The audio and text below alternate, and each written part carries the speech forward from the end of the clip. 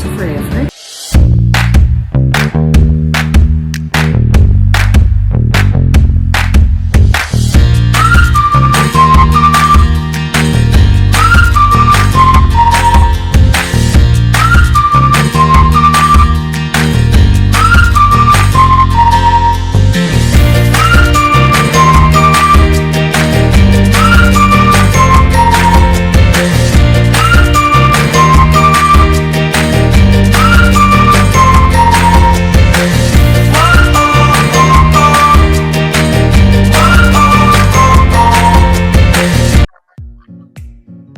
Good morning everyone! Welcome to Renzgarcel channel. And for today po, we have a new vlog and it's very sensitive topic. It's about annulment. Alam na naman po natin na sa ating sitwasyon ngayon, may mga ibang pamilya na nagkahiwalay dahil sa maraming problema na kanilang kinakaharap. At ang mga iba't ibang solusyon na ginagawa nila is through divorce and through annulment. Ano pa po ba ang kaibahan pag sinasabi nating divorce kumpara sa annulment? Pag sinasabi po natin, when we say divorce, it ends a legally valid marriage, while an annulment formally declares a marriage to have been legally invalid. Kaya makikita po natin na sa divorce, dinidissolve lang ito, tiniterminate, at winawakasan ang legally valid marriage. A divorce ends a legal marriage and declares the spouses to be single again. Anong kaibahan nito sa annulment? When we say annulment, it is a legal ruling that erases a marriage by declaring the marriage null and void and that the union was never legally valid. So from the beginning pala, ang kanilang kasal ay hindi talaga nangyayari. However, even if the marriage is erased and the marriage records remain on file, note that a religious annulment is not a legal dissolution of a civil marriage. Kaya napakasensitibo ang topic po natin ngayong araw. Kaya po ang nakuha po nating kapanalig sa araw po na ito na magbabahagi sa atin ay naranasan ang ganitong masaklap na sitwasyon. Kaya tandaan po natin, we are not promoting annulment or a divorce. Ang gusto lang po natin ay magkaroon po tayo ng kaliwanagan tungkol po sa issue na ito. Kaya ang isa po nating kapanalig sa araw na ito ay magbabahagi sa atin ng kanyang karanasan at ano ang mga paraan na dapat natin gawin habang tayo ay nagpa-process ng ating mga annulment. But we want to make sure na tayo po bilang mga Catholics are not engaging sa ganitong paraan ng pagwawakas ng isang kasal.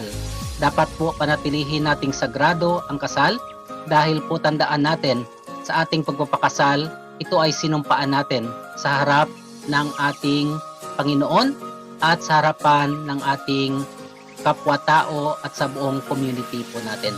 Kaya pakinggan po natin ang maiksing video na ibahagi sa atin ng ating Pursuant to the Philippine Family Code, only the following are considered as valid grounds for the declaration of absolute nullity of marriage.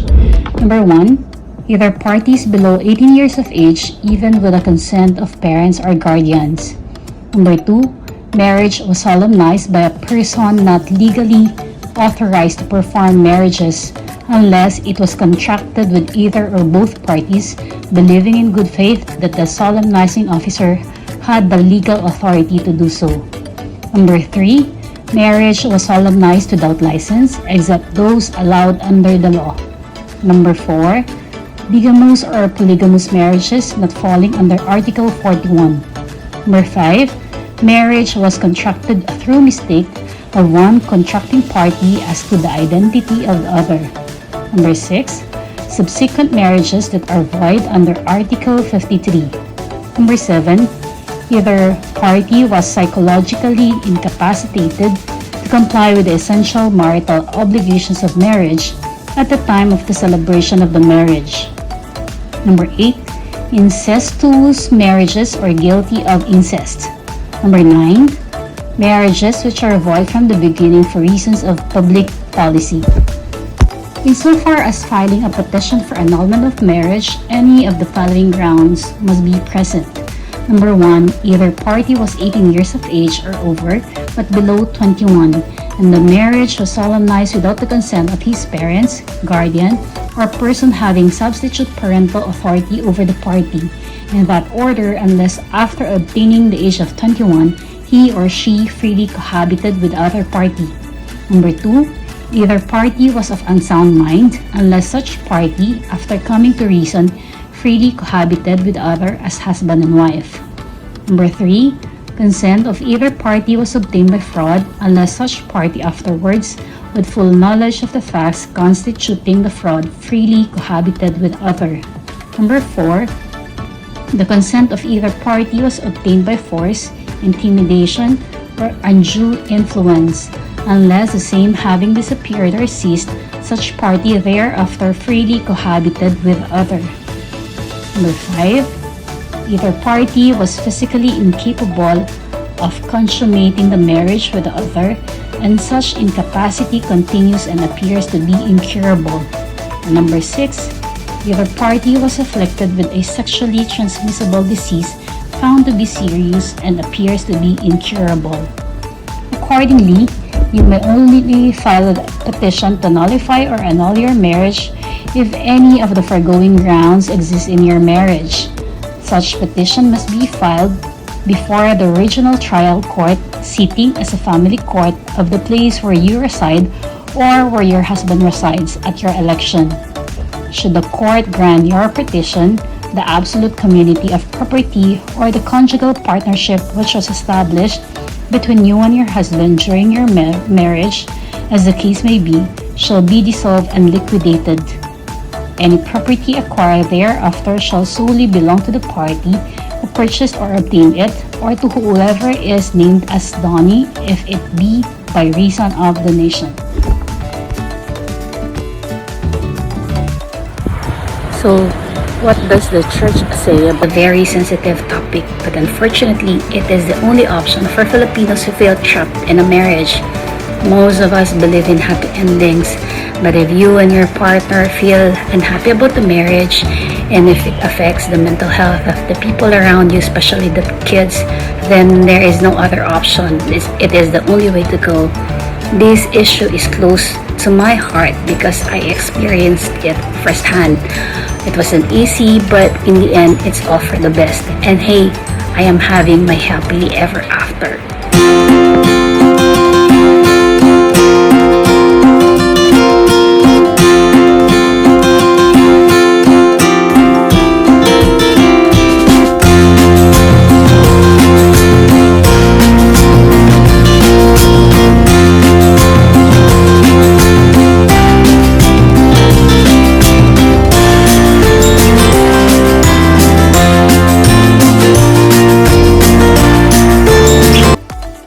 Thank you so much, Miss Morente, for a beautiful sharing and life experience testimony to all of us. I hope that we learned a lot from your experience.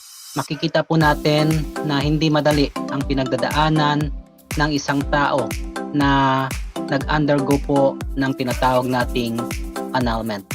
But for us Catholics, we have to remember that marriage is designed by God as a faithful, exclusive, lifelong union of a man and woman joined in an intimate community of life and love. They commit themselves completely to each other and to the wondrous responsibility of bringing children into the world and caring for them. Man and woman are equal. Even though they are equal, we have to remember that they have a unique difference. It is in this difference that points marvelously toward their complementarity. Man and woman and their sexual difference are made for each other. This complementarity draws them together in a mutually loving union that should always be open to the procreation of children. That is why we have to remember that in the spirituality of Catholic marriage, marriage is a vocation. Ito po is a call from God, or ito po ay tawag ng Panginoon na ikaw ay tumahak sa ganitong landas ng buhay, pamilya. While the second aspect ng tinatawag nating spirituality of marriage is that marriage is a covenant with God. Meaning to say, we tried our best to be faithful to our vows with our spouse. Dapat manatili po tayong tapat sa ating mga kabiyak. At pangatlo po, ang pangatlong spirituality ng marriage ay tinatawag natin na ang marriage is a sacrament. Ibig sabihin, ito ay sakramento. Ito po ay isang paraan kung saan ang Diyos ay nagbibigay ng biyaya sa dalawang tao na sila ay magkaroon ng sarili nilang pamilya para sila po ay maging lagusan ng biyaya, ng grasya ng Panginoon. Kaya makikita po natin na ito lang yung tatlong aspeto na dapat nating malaman, that marriage is a vocation, a call from God. Marriage is a covenant with God. And lastly, we have to remember that marriage is a sacrament. Kaya pangalagaan po natin ang ating pamilya dahil po ito ay isang sagradong regalo sa atin ng Diyos sa bawat nating mga pamilya. Kaya po tayo na sa ngayon ay may mga pinagdadaanan, makayang-kaya pa po natin yan nalutasin. Magtiwala lang po tayo sa Panginoon at alalahanin po natin yung sumpaan natin nung tayo po ay ikinasal. Kaya maraming salamat po sa inyong panonood sa araw po na ito. Sana po ay may natutunan po tayo sa maiksing vlog po na aking